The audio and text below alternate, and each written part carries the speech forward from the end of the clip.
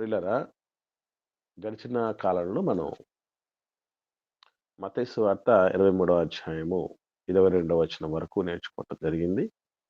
అందులో ప్రధానమైనటువంటి విషయాలు మరి శాస్త్రులు, పరిసయ్యులు పొందబోయేటటువంటి మూడవ శ్రమను గురించి నేర్చుకోవటం జరిగింది. అందులో ఒట్టు తాలూకు విషయాల్ని మనం కూలంకషంగా తెలుసుకోవటం జరిగింది.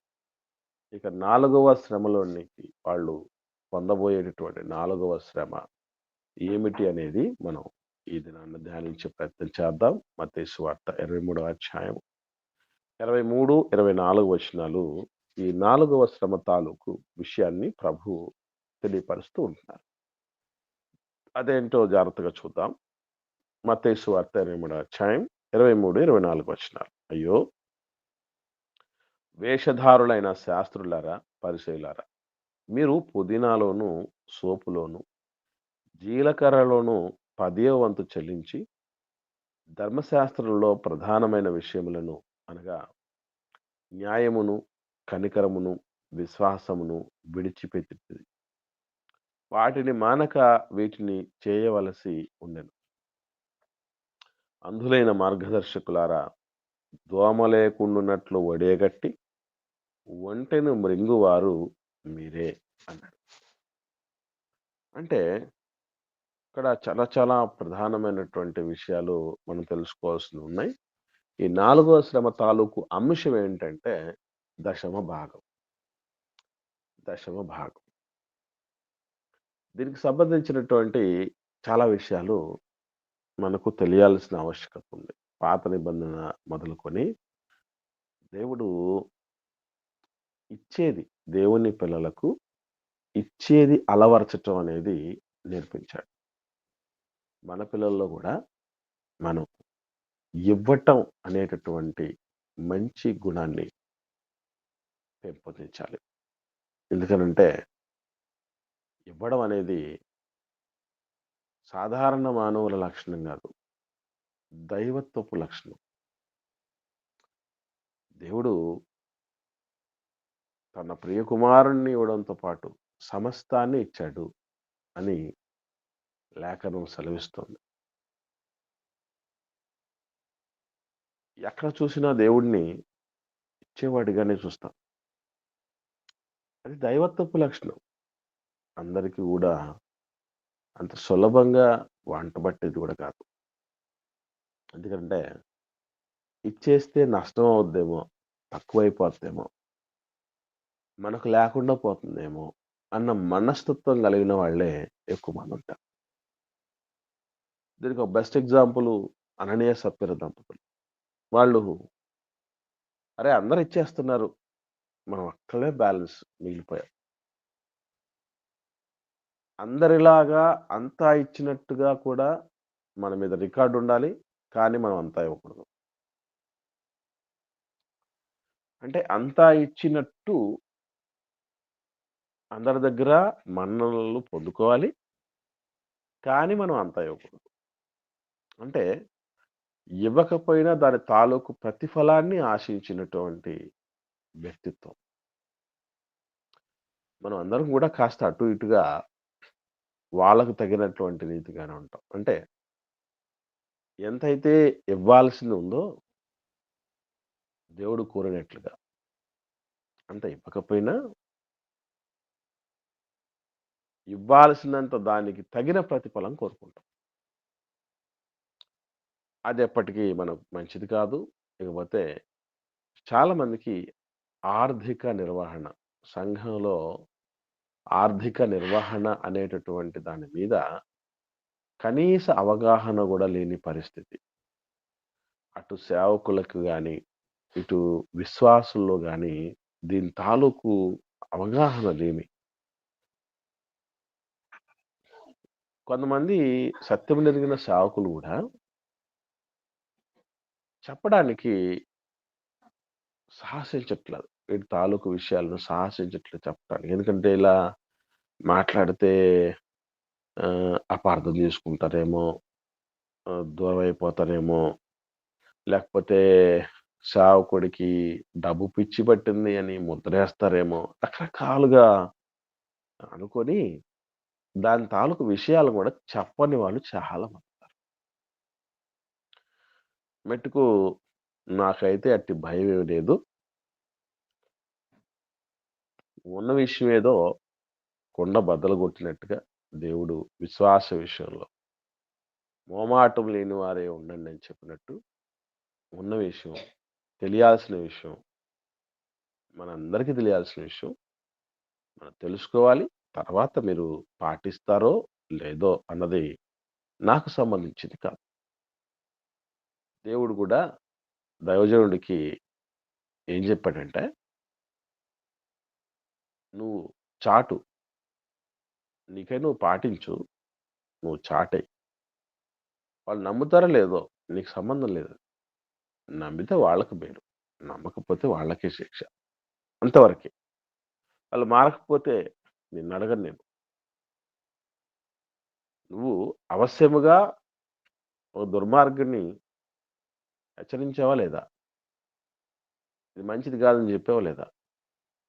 చెప్పావు. అయిపోయింది. నీ పాత్ర అయిపోయింది. కరెంట్ తెగినాయన పట్టుకుంటే చస్తావు. దాని చేతిలో ఉండేది అదే. అవునా చస్తామా? చూద్దాం ఓసారి అని వాడు పట్టుకున్నాడనుకోండి.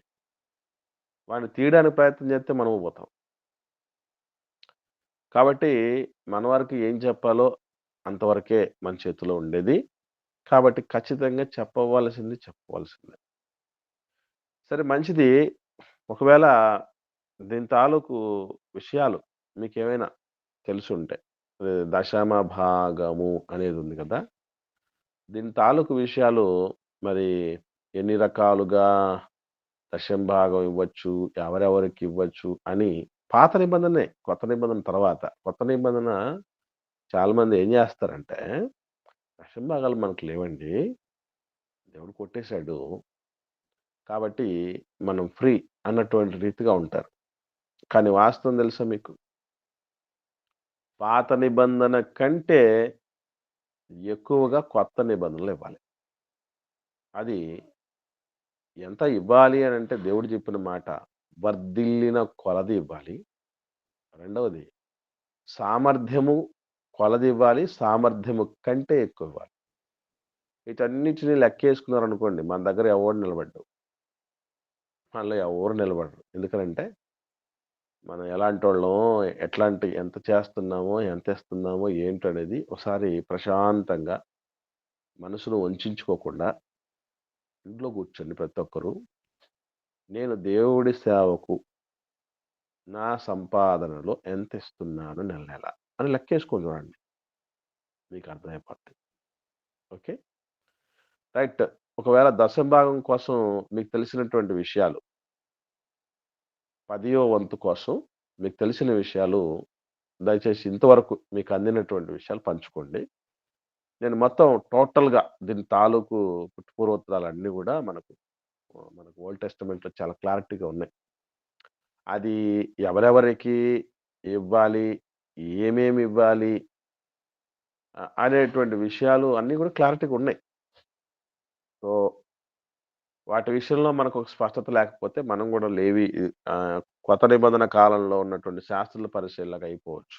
ఎందుకంటే పుదీనా, సదాపా, ఈ జీలకర్ర ఇటువంటి చిన్న చిన్న ఆకులు, చిన్న చిన్న గింజలు వీటి దగ్గర చాలా జాగ్రత్తగా ఉండి అసలుది మర్చిపోతున్నామంట.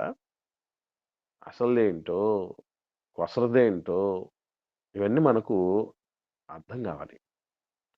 ఒకసారి మీకు తెలిసినటువంటి విషయాలు దయచేసి పంచుకోండి. ఈ పదో వంతు తాలూకు విషయాలు దయచేసి పంచుకోండి.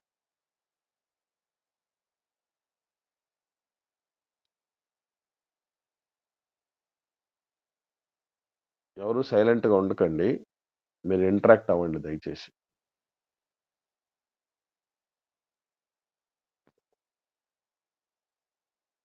అందరూ లైన్‌లో ఉన్నారా బ్రదర్స్, సిస్టర్స్? ఉన్నాంనా. వందనాలనా. ఎవరు? వందనాలమ్మా. అమ్మా చెప్పండమ్మా. అన్న దేవుని పనికి మనం అవసరమైన మేరకు దేవుడు నిర్ణయించినది ఇవ్వాలన్నా. ఓకే అమ్మా. అంటే నేను ఈ 10వ వంతు కొరకు 10వ వంతు కొరకు పాత నిబంధన నుంచి, క్రొత్త నిబంధన నుంచి మనకు ఇంతవరకు తెలిసినటువంటి విషయాలు పంచుకోమనమ్మా నేను చెప్తున్నది. 10వ వంతు కొరకు అది న్యూ టెస్టమెంట్‌లో ఏమవుతుంది? ఎట్లా మారిపోయిందని తర్వాత ఆలోచన చేద్దాం. ఈ 10వ వంతు లేదా దశమాంశము అనంటారు. దశమ భాగం అంటారు.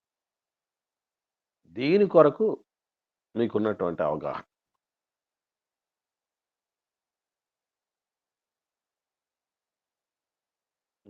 ఎవరికి ఏ అవగాహన లేదు. అసలెప్పుడు వినలేదా మీరు? వందనాలన్నా. విన్నాలమ్మా మాట్లాడండి. దశమ భాగము అప్పటి కాలంలో లేవీయులకి యాజకత్వం చేసేవారికి దేవుడు చెప్పిన విధానం అన్న. వారు వాళ్ళు అక్కడ దేవుని పని చేస్తూ ఉంటారు కనుక వారు ఆ పని తప్ప ఇంకొక పనిలో ఉండకూడదనే ఉద్దేశంతో దేవుడు ఆ నియమాన్ని ఇచ్చారని నేను విన్నానన్నా. ఓకే అమ్మా. రైట్. ఇంత మించి ఎవరన్నా విన్నారా? తెలిసిందా? లేవీయులకు దశమాంశములు ఇవ్వాలి మిగిలిన 11 గోత్రాల వాళ్ళు అనేది దానికి మించి ఏమైనా విన్నారా? విన్నటువంటి సందర్భాలేమైనా ఉన్నాయా మీకు? అదనపు అంశాలను ఏమన్నా విన్న దాఖలాలున్నాయా? రైట్. లేవు. వినకపోతే వినలేదు అనన్నా మీరు చెప్పగలగాలి. చెప్పగలిగితే ఓకే. ఓకే. మీకు తెలీదు కాబట్టి మనం ముందుకు సాగుదాం అనుకోండి. సైలెంట్‌గా ఉన్నారనుకోండి. మీరు ఆన్ చేసి అంటే లైను మీరు ఎంటర్ అయిపోయి దాన్ని పక్కన పెట్టున్నారు. మీరు వినట్లేదు. లేదా మళ్ళీ నిద్రపోతున్నారు అని అర్థం. ఈ రెండిట్లలో ఏదో పని చేస్తూ ఉండాలి. దాన్ని ఆన్ చేసి పక్కనన్నా పెట్టుండాలి. లేదంటే మళ్ళీ నిద్రన్న పోయుండాలి. లేదంటే చెప్తారు గదా! మాకు తెలీదండి. అన్నా మాకు తెలీదు. మీరు చెప్పండి. అనన్నా జెప్పాలి. ఇప్పటికే మాట్లాడట్లేదు. తెలీదన్నా. అందువల్లమ్మా. రైట్. అప్పట్లో యాజకులుగా అట్లా లేవీయులకు వాళ్ళు ఇస్తా ఉన్నారు నా దశమ భాగము. ఇప్పుడైతే యాజకులకి ఇవ్వాలని చెప్పి కట్టడగా ఉంది కదనా.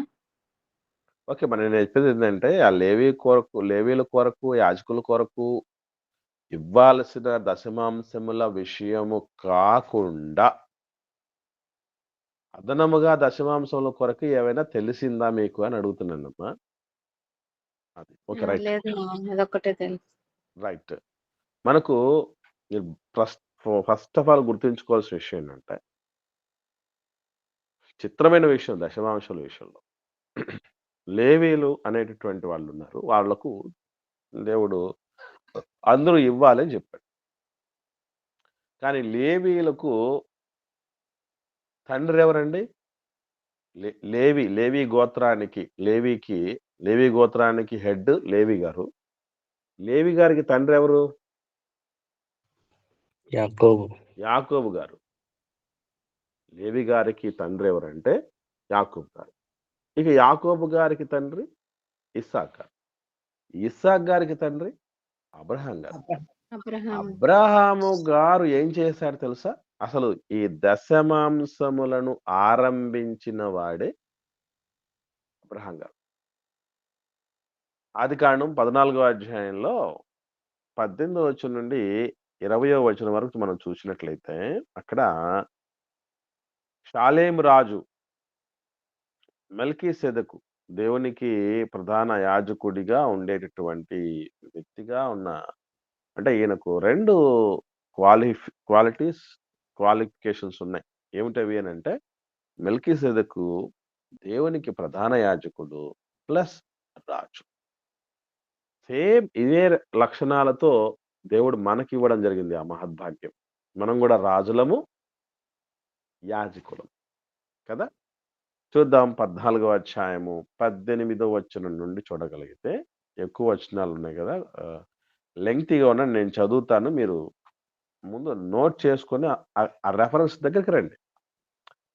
14వ అధ్యాయం ఆదికాండము 18వ వచనం నుండి చూస్తే, షాలేము రాజైన మెల్కీసెదెకు రొట్టెను ద్రాక్షారసమును తీసుకొని వచ్చెను. అతడు సర్వోన్నతుడగు దేవునికి యాజకుడు.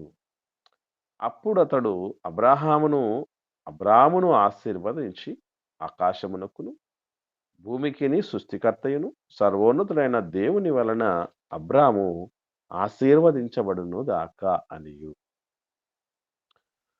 నీ శత్రువులు నీ చేతికి అప్పగించిన సర్వోన్నతులకు దేవుడు స్తుతించబడును గాక అనియు చెప్పెను. అప్పుడు అతడు అన్నింటిలో ఇతనికి 10వ వంతు 10వ వంతు ఇచ్చెను అను. అంటే దశమాంశములను ఆరంభించినది ఎవరు అనంటే అబ్రహాం గారు. అసలు చిత్రం ఏంటంటే, అబ్రహాము కుమారుడు లేదా అబ్రహాము కుమార్తె అని ఎవరిని పిలవచ్చు తెలుసండి? ఏ లక్షణాలు ఉన్న వాళ్ళని పిలవచ్చు తెలుసా? అదైనా చెప్పండి. తెలుసా తెలీదో చెప్పండి. అబ్రహాం గారు ఏ విధంగా అయితే దేవుని విషయంలో పాటించారో ఆ పాటించే వారిని అందరినీ అబ్రహాం గారు కుమార్తె కుమారుడు అనవచ్చునా? వెరీ గుడ్ అమ్మా, మంచిది. ఆయన ఏం పాటించాడు? కొత్త నిబంధనలో దేవుని మాటను అన్నిటినీ పాటించారు. వెరీ గుడ్ అమ్మా. ఇక్కడ పర్టికులర్‌గా ఒక విషయం దగ్గర మనం ఉంటున్నాం. కొత్త నిబంధనలోకి వస్తే యేసు ప్రభుల వారు జక్కయ్యను ఉద్దేశించి ఒక మాట అంటాడు. ఏమిటది? ఇతను ఇతడును అబ్రహాం అబ్రహాము కుమారుడు. ఇతడును అబ్రహాము కుమారుడే. ఎందుకు ఆ మాట చెప్పాల్సి వచ్చింది చెప్పండి? ఆయన తిరిగి 4 వంతులు అందరికి చెల్లించేసినాడు కదా తను తీసుకున్న అంటే దాంట్లోంచి. ఒక్క మాటలో చెప్పాలంటే వీటన్నిటిని మనం ఆలోచన చేస్తే, ఇవ్వడములో ముందున్న వాళ్ళే విశ్వాసులకు తండ్రికి పిల్లలవుతారు. అది గుర్తుపెట్టుకోవాలి. ఇవ్వడములో ముందున్నవాళ్ళు. ఏమండి? ఇది గుర్తుపెట్టుకోండి. ఇలా మన విశ్వాసులకు తండ్రైన అబ్రహాము గారితో మొదలుపెట్టినటువంటి ఈ పరంపర ధర్మశాస్త్రం ఇచ్చే సమయానికి, అంటే మోషే గారి నాయకత్వము జరుగుతున్న సమయానికి 3 విధాలుగా దశమ భాగములను ఇవ్వవలసిన పరిస్థితి ఉంటుంది. అంటే ఇచ్చే 10% అంటే సంపాదనలో 10%తో పాటు మరి 2 విధాలైనటువంటి విషయాలు దేవుడు తెలియపరిచాడు. పాత నిబంధనలోనే మళ్ళీ. అది మనకు తెలీదు. ఏమిటో మనం చూద్దాం. మొట్టమొదటిది లేవీయ కాండం 27వ అధ్యాయం.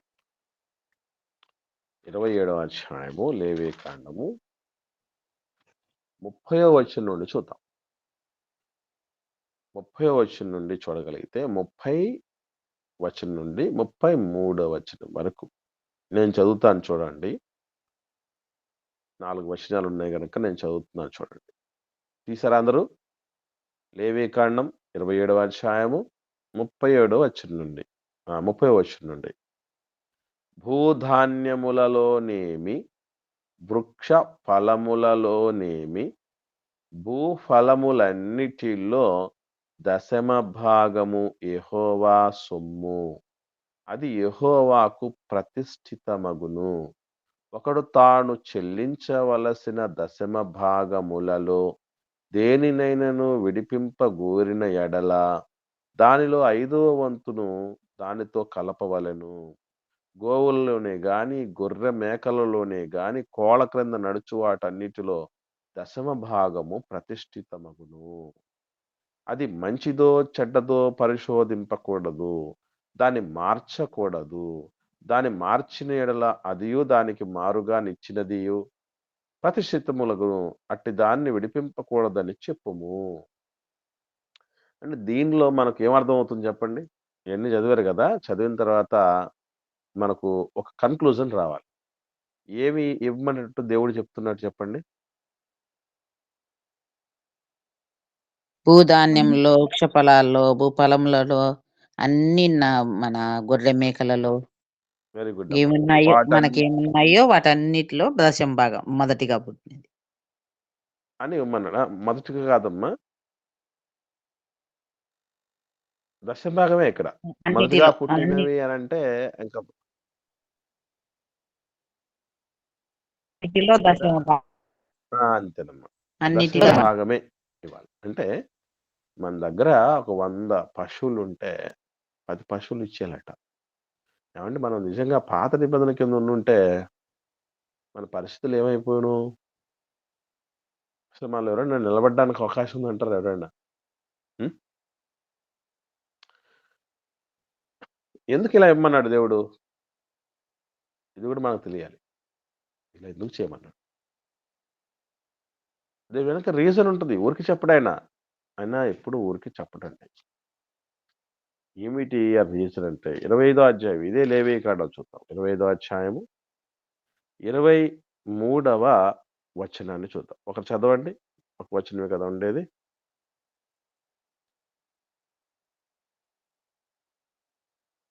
25వ అధ్యాయం లేవీ భూమిని కాండం 23వ వచనం. భూమిని శాశ్వత విక్రయము చేయకూడదు.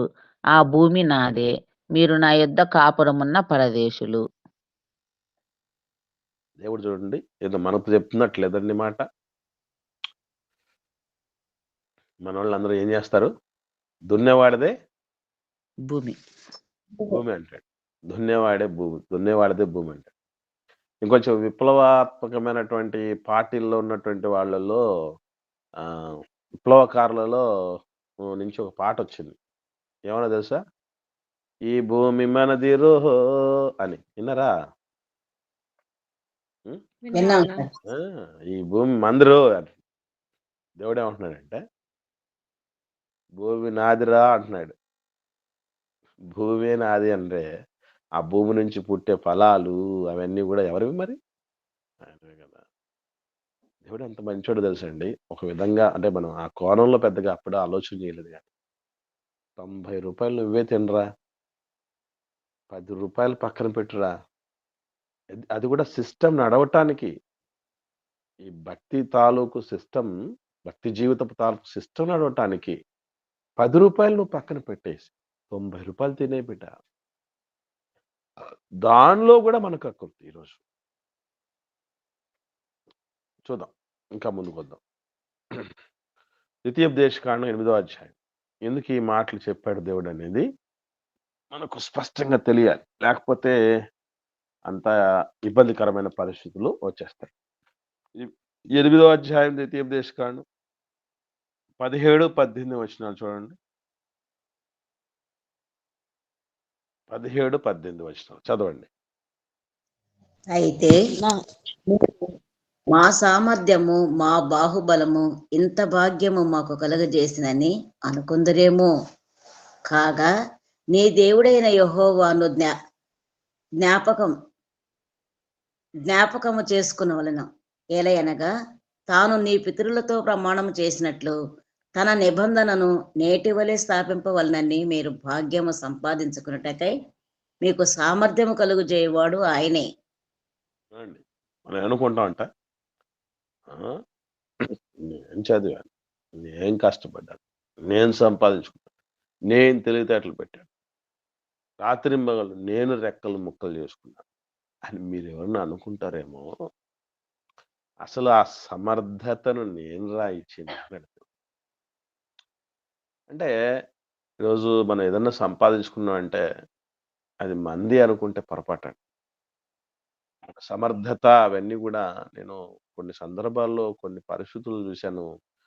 అలా చూసిన తర్వాత చాలా చాలా దేవుడికి కృతజ్ఞతలు చెల్లించడానికి సిద్ధపడిపోయాను. మా బ్యాచ్మేట్ ఒక అతనున్నాడండి, టీచర్ ట్రైనింగ్ అంటే డిఎస్సి రాసేటప్పుడు, టీచర్ ఉద్యోగానికి డిఎస్సి రాసేటప్పుడు వాడు మా రూమ్మేట్స్లలో అందరం టాపర్స్ అండి. 90 మార్కులు, 100కు 90 మార్కులకు ఎవ్వడికి తగ్గవు. నలుగురు ఉన్నాం, చదువుతున్నాం డిఎస్సిలో, డిస్కషన్ కోచింగ్ వెళ్ళిపోయి చదువుతున్నాం. మా అందరిలో ఆ 90 మార్కులు పైన వచ్చే వాళ్ళలో వాడు టాపరు. రేపు ఎగ్జామ్ అండి. ఈరోజు ఫుల్ ఫీవర్ వచ్చేసింది. వాడు బెడ్ నుంచి లేవలేని పరిస్థితి. రాయలేకపోయాడండి ఎగ్జామ్. బెడ్ నుంచే లేవలేని పరిస్థితుల్లో ఉంటాయి. ఎగ్జామ్ రాయలేకపోయాడు. మాకందరికీ షాకు. 2 సంవత్సరాలు కష్టపడ్డాడండి. 2 సంవత్సరాలు. అమ్మ నాన్నల దగ్గరికి ఎళ్ళలేదు. వేరే వాటి గురించి ఆలోచన చేయలేదు. ఇయన్నీ పక్కన పెట్టేసాడు. వాడు మేము మధ్యరాత్రులలో ఎప్పుడైనా ఏదో యూరిన్ వస్తుందో నిద్రలేస్తే వాడు చదువుకుంటూ ఉంటాడండి. మిగతా వాళ్ళం ఆదమరిచి చక్కగా నిద్రపోతుంటే వాడు చదువుకుంటుంటాడు బిడ్డ. వాడిని చూస్తే భయమేసేది మాకు. వీడు స్టేట్ టాపర్ అవుతాడనుకున్నాం మేము. అంటే నేను ఎందుకు చెప్తున్నానంటే ఈ విషయం అదే పరిస్థితి. అదే పరిస్థితి. రేపు మనం ఒక ఉద్యోగం కోసం రాసేటప్పుడు టైం చివరిలో నెక్ ఆఫ్ ద మూమెంట్‌లో మనలాంటోళ్ళకొచ్చుంటే ఇక్కడ మనం వింటున్న వాళ్ళలో జాబ్ చేస్తున్నాం అనుకోండి. ఏముందండి? అలా రాకూడదని ఏమన్నా రూల్ ఉందా మనకి? లేదు గదా! అంటే మన సామర్థ్యం గాదది. అంతవరకు ఎందుకండి? ఎగ్జామినేషన్ హాల్‌కి వెళ్ళి ఎగ్జామ్ రాయలేకుండా వెనక్కొచ్చిన వాళ్ళున్నారు తెలుసా మీకు? ఉద్యోగం కోసం ఎగ్జామ్ హాల్‌కెళ్ళిపోయి ఎగ్జామ్ రాయలేని పరిస్థితుల్లో హాస్పిటల్‌లో జాయిన్ అయినోళ్ళున్నారు. ఇప్పుడు ఈరోజు మనం ఈ స్థితి అనుభవిస్తుందని మన సమర్థత కానే కాదు. అదే దేవుడు చెప్తున్నాడిక్కడ. మా సామర్థ్యము మా బాహుబలము ఎంత భాగ్యం మాకు కలగజేస్తుందో అనుకుంటాం.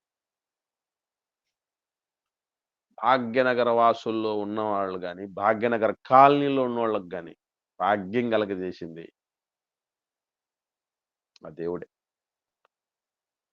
కాబట్టి అంతా ఈరోజు నేను చెప్పాను ఇంతకుముందు కానుకలు సేకరించిన తర్వాత కొన్ని డినామినేషన్‌లు ఎలా ఉంటాయంటే, కానుకలన్నీ గూడా చేతబట్టుకొని సేవకుడు మొత్తం అన్నీ తీసుకున్న తర్వాత కలెక్ట్ చేసుకున్న తర్వాత, మేమిచ్చు కానుక నీవే మాకిచ్చినది మా ఆస్తంతయు ప్రభువా నీ దానమే కదా! ఈరోజు మనకేదన్నా ఉందంటే అది ఆయనిచ్చిన దానం. ఆయన మనకు కలుగజేసిన సమర్థత. అంతే తప్ప నా బాహుబలం, నా సామర్థ్యం అనుకుంటే ఇక్కడ అంతకు మించిన మూర్ఖులెవరు లేరు. అందుకే దేవుడు నేనిచ్చిన దాంట్లో నుంచి నువ్వు కొంతిస్తే నీకింకా మంచిది. అది దేవుడిక్కడ. ఎందుకు ఇస్తే ఆయనకేమి లేక కాదు అడుగుతున్నది. ఆయనకు లేక కాదు అడుగుతున్నది. మనిషికి ఇవ్వడం అనేది నేర్పటం వలన వాళ్ళలో నిద్రాణమైనటువంటి ఆధ్యాత్మిక దైవత్వపు లక్షణాలు వాళ్ళలో మేలుకొంటాయి పిల్లరా. మీరు గమనించండి. ఇచ్చే మనస్తత్వం కలిగిన వాళ్ళు చాలా భక్తిగా ఉంటారండి. చాలా బాధ్యతాయుతంగా ఉంటారు. చాలా ప్రేమగా ఉంటారు. అలా వాళ్ళని గమనించండి. ఎవరినైనా గమనించండి. ఇవ్వడంలో ముందున్నటువంటి వాళ్ళు పరిస్థితి వేరే ఉంటది. అందుకే దేవుడు ఇంట్రొడ్యూస్ చేశాడు. అది మొదటి రకం. భూఫలములు, వృక్ష ఫలములు, పశువులు వీటన్నింటిలో గూడా దశమాంశాలు ఇవ్వటం అనేది ఒకటైతే, రెండవది మనం చెప్పుకున్నది లేవీయులకు ఇవ్వటం అనేది.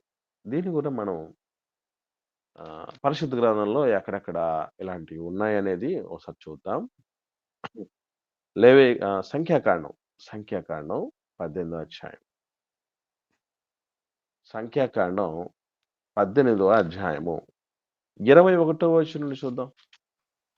21వ వచనం నుండి 24వ వచనం వరకు నేను చదువుతాను. ఇదిగో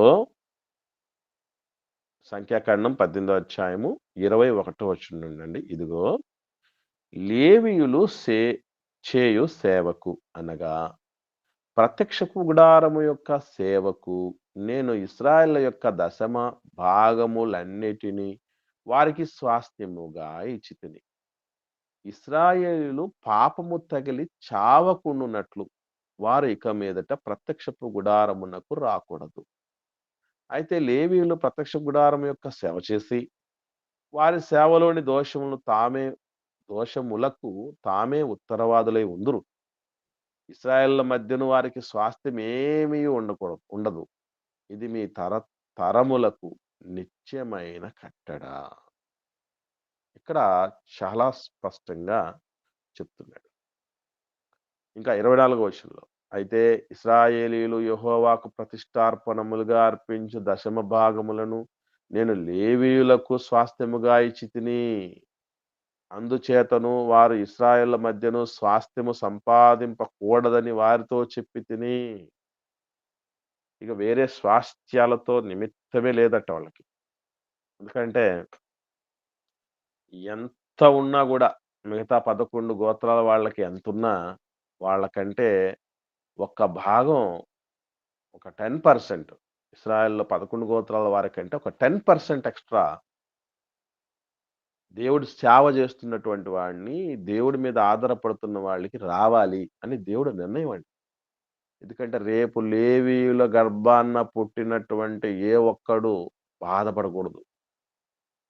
అయ్యో, మిగతా వాళ్ళలాగా మేము అనుభవించలేకపోతున్నామే, సంపాదించలేకపోతున్నామే, మనకేం సంపాదన లేదే, మాకేం కంఫర్ట్స్ లేవే, వాళ్ళందరూ బానే ఉన్నారే, దేవుడికి దగ్గరగా ఉండి కూడా మా నాన్న, మా కుటుంబం, మా పరిస్థితి ఇలా ఉంది దారుణంగాని, ఛీ! చేస్తే వేరే కూలినాలన్నా చేసుకోవాలి గానీ సేవకు మాత్రం రాకూడదని ఒక్కడంటే ఒక్క లేవీయుడు అనుకోకూడదు. పుడితే లేవీయుల కుటుంబంలో పుట్టాలి అనుకున్నాడు దేవుడు.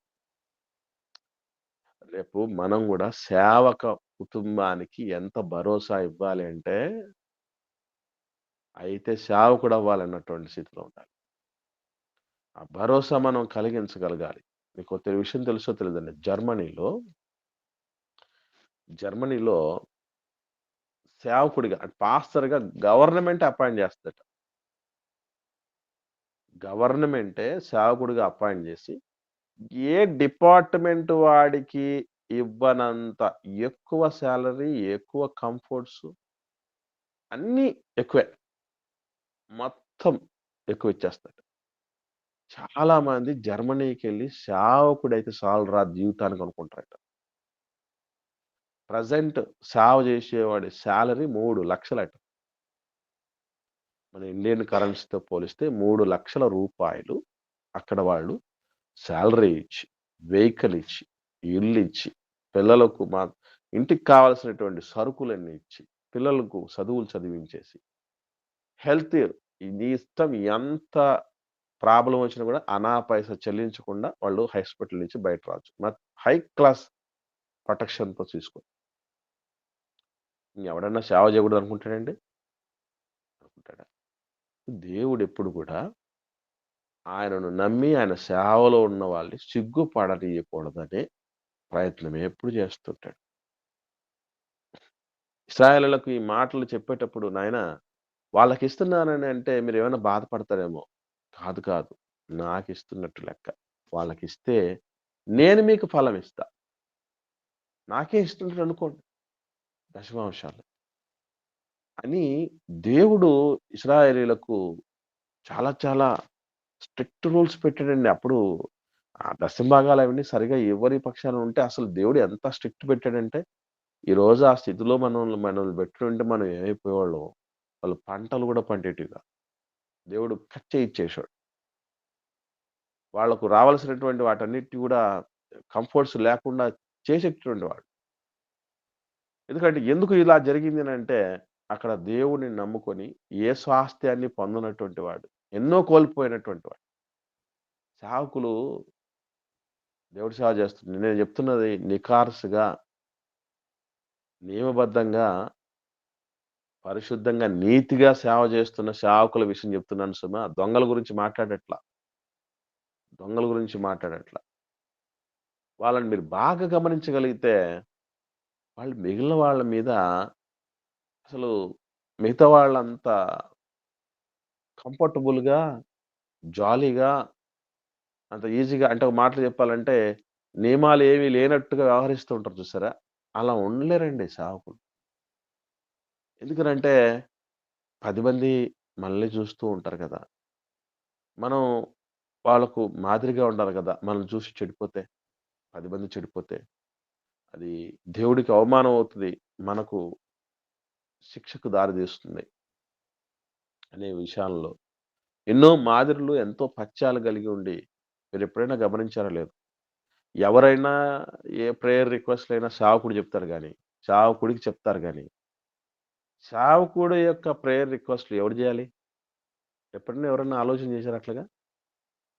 మనందరం గూడా ఏవండీ ఇట్లా ఈ విధంగా ఉంది పాస్టర్ గారు, అయ్యగారు వీళ్ళు ఈ విధంగా ఉంది. మా మా మా ఆయన పరిస్థితి ఇట్లుంది, మా ఆవిడ పరిస్థితి ఇట్లుంది, వాళ్ళ పిల్లలు చదువులు, ఉద్యోగాలు, పెళ్ళిళ్ళు, ఆరోగ్యాలు, సెటిల్‌మెంట్స్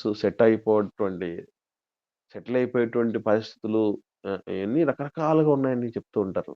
వాళ్ళు కూడా మనుషులే కదండీ! మీ పరిస్థితి ఎట్లా ఉంది? అని ఆలోచన చేయగలిగిన వాళ్ళు లేరు.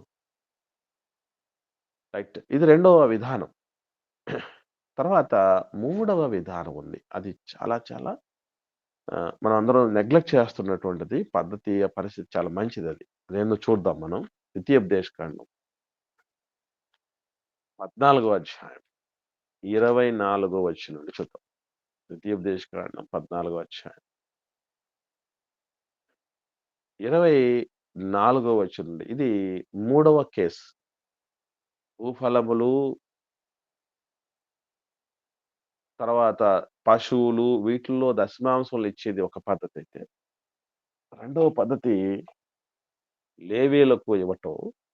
ఇక్కడ మూడవ పద్ధతి చెప్పడం. 24వ వచనం నుండి మనం మొత్తం ఈ 29వ వచనం అధ్యాయం చివరిదాకా చదవగలిగితే మంచి విషయాలున్నాయి. జాగ్రత్తగా చూద్దాం. మార్గము దీర్ఘముగానున్నందున అనగా యెహోవా తన నామమునకు నివాస స్థానముగా ఏర్పరచుకొను స్థలము మిక్కిలి దూరముగానున్నందున నీవు వాటిని మోయలేని ఎడల నీ దేవుడైన యెహోవా నిన్ను ఆశీర్వదించినప్పుడు వాటిని వెండికి మార్చి ఆ వెండిని చేతబట్టుకొని నీ దేవుడైన యెహోవా ఏర్పరచుకున్న స్థలమునకు వెళ్ళి నీవు కోరు దేనికైనను ఎద్దులకేమి, గొర్రెలకేమి, ద్రాక్షారసమునకేమి, మద్యమునకేమి నీవు కోరు దానికి ఆ వెండినిచ్చి అక్కడ నీ దేవుడైన యెహోవా సన్నిధిని భోజనము చేసి నీవును నీ ఇంటివారును నీ ఇంట నుండి లేవీయులను సంతోషింపవలెను. లేవీయులను విడవకూడదు. నీ మధ్యన వారికి పాలైనను స్వాస్థ్యమైనను లేదు. వాళ్ళకి ప్రతిసారి ఏం గుర్తు చేస్తున్నాయంటే, "రేయ్! లేవీయులున్నారురా, లేవీయులున్నారురా, లేవీయులున్నారురా" అని చెప్తుంటారు. ఎందుకంటే మీలాంటి స్వాస్థ్యాలు వాళ్ళకి లేవు. ఎందుకంటే వాళ్ళు పూర్తిగా మీ మీద వాస్తవంగా చెప్పాలంటే సేవకుడిని ఏ పోషణ లేకుండా సంఘమే పోషించుకునేట్టు చూడగలిగితే ఏమవుతుందంటే, తప్పనిసరిగా వాళ్ళ మీద బాధ్యత, ప్రేమ అన్నీ పెరుగుతాయి సేవకుడికి. ఎందుకనంటే, వీళ్ళని నేను చూసుకోకపోతే నాకు భుక్తి లేదు అనుకోని ఖచ్చితంగా వాళ్ళ విషయంలో బాధ్యత కలిగి ఉండడానికి అవకాశం. ఎందుకంటే వాళ్ళ నుంచి కదా వచ్చేదంతా. జాగ్రత్తగా చూసుకోవాలనుకుంటాడు. అట్లాగే మనకి ఎంత చేస్తున్నాడు సేవకుడు, మొత్తం అన్ని ఏ స్వాస్థ్యాన్ని కూడా లేకుండా సర్వం కుటుంబం అంతా కూడా దేవుడి సేవలో దేవుడు కోరుకున్నట్టుగా మా అందరి ఆత్మీయమైన క్షేమం కోసం, ఎదుగుదల కోసం వాళ్ళు పాటుపడుతున్నారు. వాళ్ళ మాట మనం వినాలి. వాళ్ళకిచ్చేది మనం ఎంత అన్నటువంటి ఆలోచన చేసి అంటే ఒక విధంగా చెప్పాలంటే వీళ్ళ అటాచ్‌మెంట్లు పెరగాలి అన్న ఉద్దేశ్యం ఎంత అద్భుతంగా చెప్తున్నాడంటే. ఇది ఇక్కడ మూడో కేస్ ఏంటంటే, ఇశ్రాయేలీయులు రకరకాల కారణాలను బట్టి దూరం అంటే దేవుడు ఏర్పరిచినటువంటి స్థలం ఏదైతే ఉందో ఆరాధించటానికి, లేదా బలులర్పించటానికి, లేదా కానుకలు సమర్పించటానికి ఏర్పరచుకున్న స్థలం. అక్కడి నుంచి చాలా దూరంలో ఉన్నటువంటి వాళ్ళుంటారు. అక్కడి నుంచి పశువుల్ని, అక్కడి నుంచి ఈ భూఫలాలని వీటన్నిటిని తీసుకురావాలంటే చాలా రిస్కీగా ఉంటది. అందుకని ఏం చేయమన్నాడంటే, అక్కడ వాటిని అమ్మేసి వెండికి మార్చినప్పుడు చాలా ఈజీ గదా! అది చరాస్తిగా ఉంటుంది. తక్కువ క్వాంటిటీకొచ్చేస్తుంది. క్యారీ చేయటానికి ఈజీ అవుతుంది. అలా మార్చిన తర్వాత దేవుడు ఏర్పరిచిన స్థలంలో ఉంటాయి అవన్నీ అందుబాటులో పెడతాం. మనం ఇప్పుడు ఆల్రెడీ దేవాలయంలో పస్కా పండుగప్పుడు ఆ క్రయ విక్రయాలు చేసేటువంటి వాళ్ళు పావురాలు, గువ్వలు, అలాగే పశువులు, రూకలు మార్చేవాళ్ళు ఇవన్నీ ఎందుకు పెట్టారంటే దేవుడు చెప్పినటువంటి ఈ నియమాన్ని బట్టే. అంత అంత దూరం నుంచి తీసుకురావటం వాళ్ళ వల్ల పడదు గనుక చాలా కంఫర్టబుల్‌గా ఉండటానికి దేవుడు ఏర్పరిచినటువంటి సిస్టమ్ ఇది. తర్వాత అలా తీసుకొచ్చిన తర్వాత ఏం చేయాలి అనంటే చెప్తున్నాడు 28వ వచనంలో. నీ దేవుడైన యెహోవా నీవు చేయు నీ చేతి పని అంతటిలోను నిన్ను ఆశీర్వదించునట్లు 3 సంవత్సరములకొకసారి ఆ ఏట నీకు కలిగిన పంటలో 10వ వంతంతయు బయటికి తెచ్చి నీ ఇంట ఉంచవలెను. అప్పుడు నీ మధ్యను పాలైనను, స్వాస్థ్యమైనను లేని లేవీయులకు, నెక్స్ట్ నీ ఇంటనున్న పరదేశులకు, తండ్రి లేని వారికి, విధవరాండ్లకు వాళ్ళకు కూడా స్వాస్థ్యం ఇవ్వాలి. వాళ్ళు వచ్చి భోజనం చేసి తృప్తి పొందాలి. అంటే దేవుడు ఏం చెప్తున్నాడంటే దూరంలో ఉన్నటువంటి వాళ్ళు ప్రతి ఏడాది దశభాగాలకు సంబంధించినవన్నీ సెపరేట్ చేసి పెట్టుకొనైనా స్టోర్ చేసి పెట్టుకో. పక్కన వాటిని సేవ్ చేసి పెట్టుకో. వాటిని మళ్ళీ 3 ఏళ్లకు ఒకసారి వచ్చి నువ్వు ఎవరికెవరికి ఇవ్వాలి అంటే లేవీయులకి ఇవ్వాలి, పరదేశులకి ఇవ్వాలి, దిక్కులేని వాళ్ళకి ఇవ్వాలి, విధవరాళ్ళకి ఇవ్వాలి. ఇక్కడ మీరు జస్ట్ భోజనం చేసి తృప్తి పొందాలనేది మాత్రమే కనబడుతది. కానీ మరింత స్పష్టంగా 26వ అధ్యాయానికి వద్దాం. ద్వితీయోపదేశకాండం 26వ అధ్యాయము 12వ వచనం. ఒకరు చదవండి. ద్వితీయోపదేశకాండం 26వ అధ్యాయం 12వ వచనం. 10వ భాగమెచ్చు సంవత్సరమున అనగా 3వ సంవత్సరమున నీ వచ్చుబడిలో 10వ వంతును చెల్లించి అది లేవీయులకును, పరదేశులకును, తండ్రి లేని వారికిని, విధవరాండ్రకును ఇయ్యవలెను.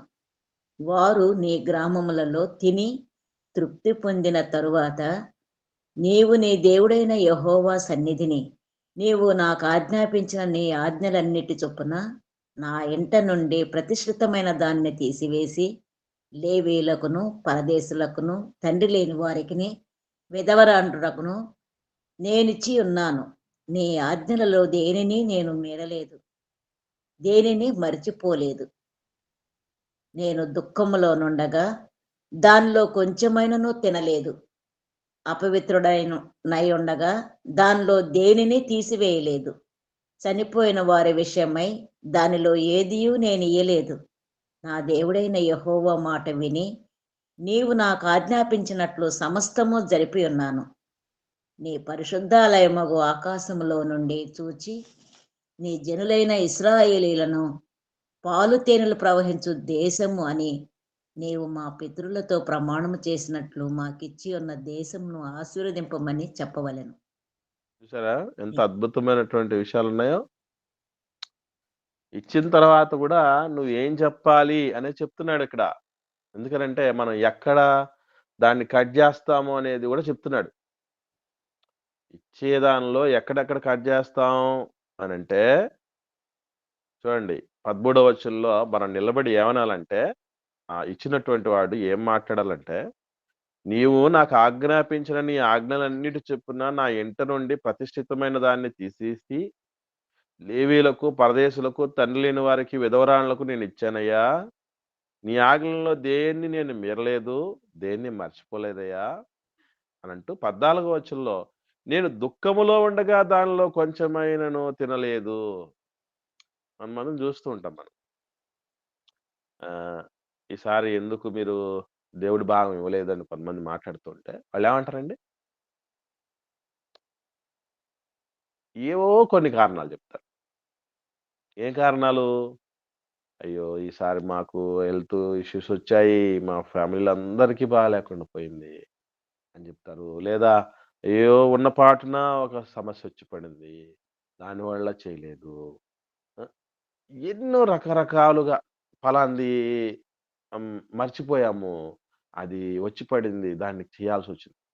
అంటే ఎక్కడ ప్రాబ్లమ్ వచ్చినా గూడా ముందు గండి పడేది దేవుడి కోసం ఇవ్వాల్సిన దానిలోనే. అదే చెప్తున్నాడిక్కడ. అపవిత్రుడనై ఉండగా దానిలో దేన్ని తీసివేయలేదు. చనిపోయిన వారి విషయమే దానిలోని ఏమియు నేనియ్యలేదు. అంటే శ్రేష్టమైనది ఇస్తున్నానయ్యా అని. ఏదో శవాల మీద పొందుకున్న లాభం అంటారే, అలాగ నేనివ్వలేదు నాయనా. శ్రేష్టమైన దాన్ని నీకిచ్చాను. నా దేవుడైన యెహోవా మాట విని నీవు నాకు ఆజ్ఞాపించినట్టు సమస్తము జరిపించినాను. అయ్యా! మమ్మల్ని మా దేశాన్ని ఆశీర్వదించు. ఇట్లా ఉండి అడగాలి దేవుడిని. దేవుణ్ణి అడగడానికి ధైర్యంగా ఇదిగో నీవు ఇస్తున్నది నువ్వు ఇవ్వమన్నది నేను ఎన్ని పరిస్థితుల్లో ఉండి ఎంత సంకట స్థితిలో ఉండగా నేనిచ్చాను తెలుసా నాయన. నన్ను నా దేశాన్ని ఆశీర్వదించయ్యా. హ్మ్. మేరా భారత్ మహాన్ అంటామే.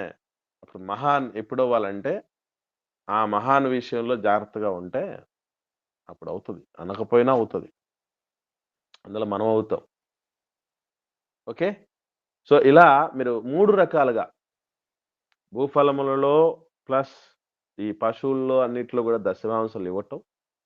లేవీయులకు దశమాంశాలు ఇవ్వటం. ప్లస్ ఈ దూరంగా ఉన్నటువంటి వ్యక్తులు ఎవరైతే ఉంటున్నారో వాళ్ళు 3 సంవత్సరాలు దాచినటువంటి దశమాంశంలో తీసుకొచ్చి దేవుడి సన్నిధిలో ఇస్తే వాళ్ళని 4 రకాలైనటువంటి వ్యక్తులు పంచుకోవాలట. ఒకటి లేవీయులు, రెండవది పరదేశులు, మూడవది తల్లిదండ్రులు లేనటువంటి వాళ్ళు, నాలుగవది భర్త లేనటువంటి తల్లులు, విధవరాళ్ళు. వీళ్ళకు పంచాలట. దేవుడు ఎంత అద్భుతమైనటువంటి రీతిలో ప్రతి వాళ్ళని ఆలోచన చేస్తున్నాడు చూడండి. నమ్మి వచ్చిన లేవీయుల్ని మర్చిపోలేదు. పరదేశులుగా ఉన్నటువంటి వాళ్ళను దేవుడు మన దేశం గురించి చెప్తూ బంగ్లాదేశ్ మాజీ ప్రధాని ఒక ఆవిడ మన దేశంలో ఆశ్రయం కోసం వచ్చిందండి. మీకు తెలుసో తెలీదో. ఆమెకు వీసా గడువును ఈ ఈ ఈ 2, 3 రోజుల్లోనే మళ్ళీ పెంచింది మన భారత ప్రభుత్వం. అలా శరణార్థులుగా, పరదేశులుగా అక్కడ చక్కగా సరైనటువంటి పరిస్థితులు లేనప్పుడు మన దేశాన్ని ఆశ్రయిస్తే మన దేశం ఆశ్రయం కల్పిస్తది.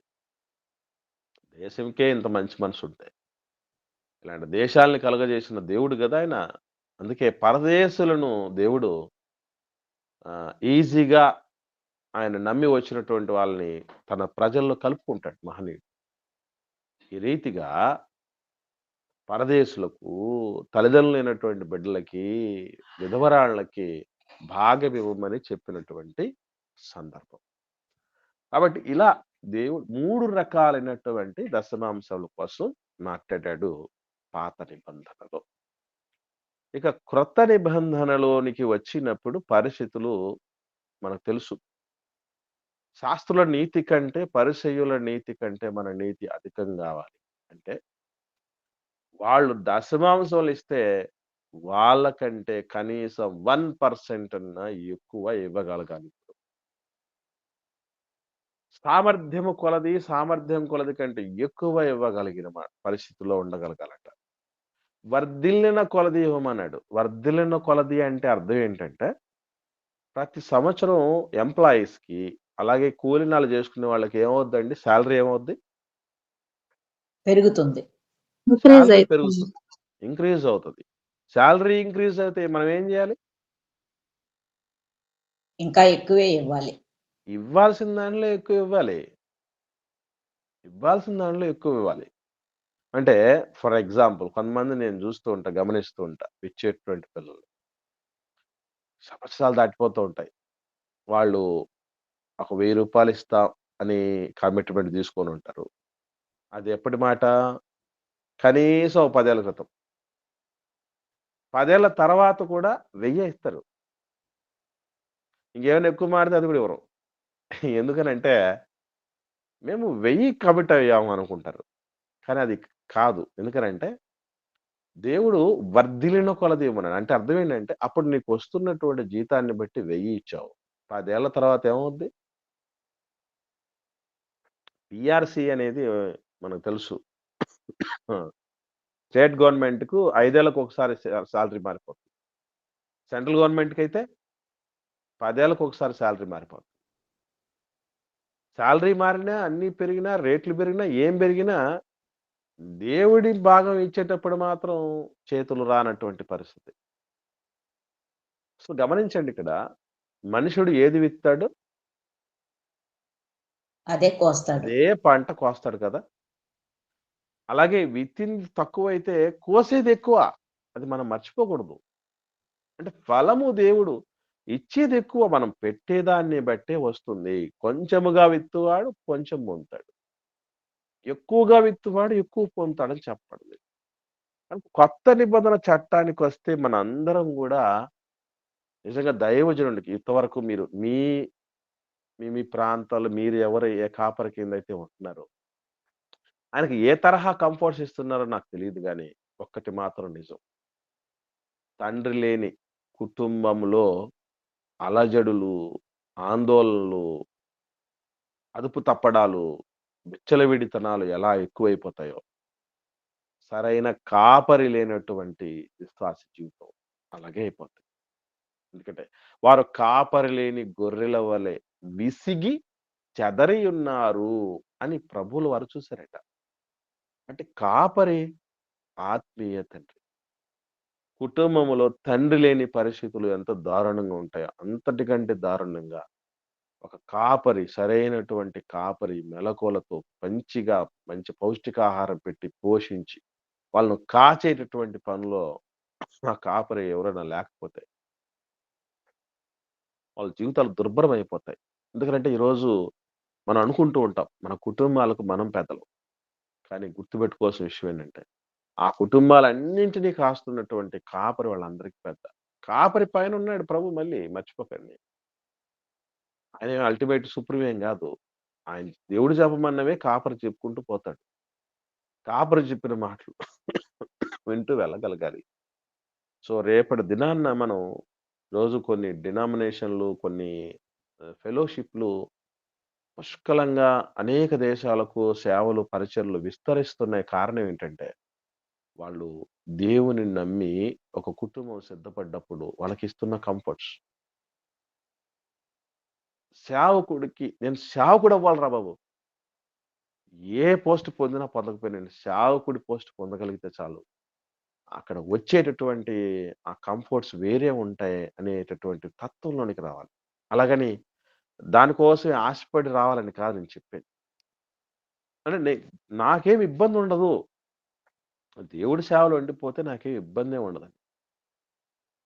ఆఖరిగా ఈరోజు భాగాన్ని ముగించుకునేటప్పుడు నేను ఒక మాట చెప్తున్నాను వినండి.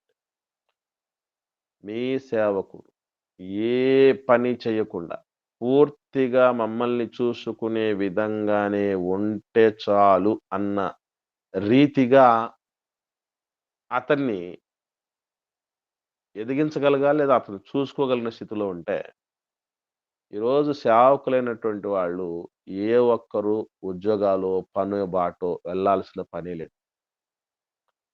ఎగ్జాంపుల్ నేనే. ఈరోజు జాబ్‌లో జాయిన్ అయిన నాట నుండి ఇప్పటిదాకా దేవుణ్ణి అడుగుతున్నాను. సంఘానికి చెప్తున్నాను. ఏమనంటే, నేను తొందరగా దీన్ని వదిలేసి మీకు అందుబాటులో పూర్తిగా ఉండటానికి ప్రార్థన చేయండని. ఎక్కడ దారులు కనపడట్ల. కారణం ఏంటంటే, ఒక కాపరి ఎంతమందిని చూసుకుంటూ ఉంటే, ఒక కాపరి కుటుంబాన్ని ఇంతమంది చూసుకోలేని పరిస్థితి ఎంత దారుణం చూడండి. ఎక్కడ సమస్యుంది? ఎక్కడ ప్రాబ్లమ్ ఉంది అనేది మనం ఆలోచన చేయాలి. మీరు ఎదగాలి అంటే, ఎదుగుతున్నారంటే ఒకటే గుర్తుపెట్టుకోండి. నేను అందుకే చెప్తున్నా. ఒక్క రోజుకు 4 గంటల చొప్పున మీకు తరగతులు తీసుకొని మాట్లాడినా గూడా 16 సంవత్సరాలు కావాలి నాకు ఇంకా. 16 ఇయర్స్ నాన్ స్టాప్‌గా రోజుకు 4 గంటల చొప్పున తరగతులు తీసుకుంటే తప్ప, మొత్తం బైబిల్ గ్రంథం అంతా చెప్పలేం. చెప్పడానికే 16 సంవత్సరాలు నాకు అవసరమైతే, ఇక పాటించటానికి ఎంత కావాలి? ఆలోచన చేయండి. అంటే వీటన్నిటిని తెలుసుకోకుండా మనం ఏం చేయగలం చెప్పండి అసలు? ఏందండి ప్రతిరోజు క్లాస్ వినేటప్పుడు మనకేమనిపిస్తుంది? ఎన్ని తెలియని సంగతులున్నాయి అనేటటువంటి పరిస్థితి ఉంటే, ఇలా తెలియకుండా ఇంకా ఎంత పోగొట్టుకున్నాం ఇప్పటిదాకా. సో, ఆ స్థితి రాకుండా ఉండటానికి గుర్తుపెట్టుకోండి, తప్పనిసరిగా ఒక కాపరిని, ఒకవేళ నా విషయంలో మీరు ఆలోచన చేయకపోయినా పర్వాలేదు గానీ, మీ ప్రాంతాల్లో ఉన్న సేవకుడిని మాత్రం దయచేసి వదిలిపెట్టకండి. ఆయనకు కావాల్సినన్నీ చూసుకోండి. సామర్థ్యం కొలది కంటే, వర్ధిల్లిన కొలది కంటే మీరిచ్చి, అయ్యా మమ్మల్ని ఆత్మీయంగా పోషించండి, కాయండి, మా ఆత్మల లెక్క మీదే గదా! మీకేం గావాలో మేము జూసుకుంటాం అనే పరిస్థితికెళ్తే, ఏ సేవకుడు చూసుకోడండి చెప్పండి? ఏ సేవకుడు చూసుకోడండి? కూలినాలి జేసుకొని సేవ చేస్తున్నటువంటి వాళ్ళని ఎంతోమంది నేను జూశాను.